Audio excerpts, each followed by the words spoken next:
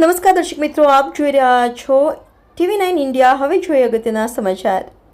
સુરતના સલાબતપુરા વિસ્તારમાં એક જમીન દલાલનું પિતા પુત્ર સહિતના 5 ઇસમો દ્વારા માર માર્યા બાદ મોત નીપજ્યું હતું।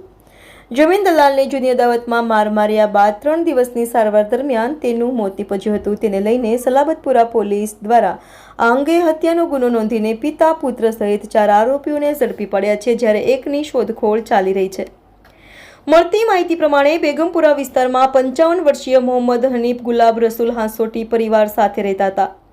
હાલ તેઓ જમીન દલાલ તરીકે કામ કરીને પરિવારનું ગુજરાન ચલાવી રહ્યા છે। ગત શુક્રવારના રોજ સલાબતપુરા હજુરી ચેમ્બર્સ માસૂમ પીર કબ્રસ્તાનના ગેટ આગળ રોડ ઉપર જાહેરમાં બપોરના સમયે એક જ મહોલ્લામાં રહેતા બે પરિવારો વચ્ચે અગાઉના જૂના ઝઘડાની અદાવતમાં ઝઘડો થયો હતો, જેમાં બંને પક્ષો વચ્ચે ઢીક્કા મૂકીને મારામારી થતા મોહમ્મદ આરિફ મહેમૂદ શેખ, તેનો પુત્ર વસીમ સહિત 5 જેટલાએ જમીન દલાલને ગળાના ભાગે પેચ્યા જેવા કંઈક સાધન વડે ઈજા પહોંચાડી હતી।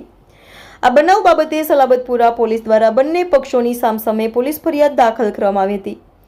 જમીન દલાલને સ્મીમેર હોસ્પિટલમાં સારવાર અર્થે ખસેડવામાં આવ્યા હતા, જ્યાં ચહેરા પર 14 જેટલા ટાંકાઓ પણ લેવામાં આવ્યા હતા।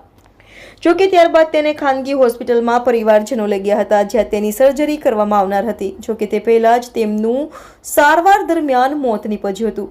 ગંભીર ઇજા પામનાર 55 વર્ષીય મોહમ્મદ હનીફ ગુલાબ રસૂલ હાંસોટીને સારવાર દરમિયાન મરણ જતા તેઓનું પીએમ કરાવ્યા બાદ મોતનું કારણ જણાઈ આવતા આ બાબતે હત્યાની કલમનો ઉમેરો કરવામાં આવ્યો હતો।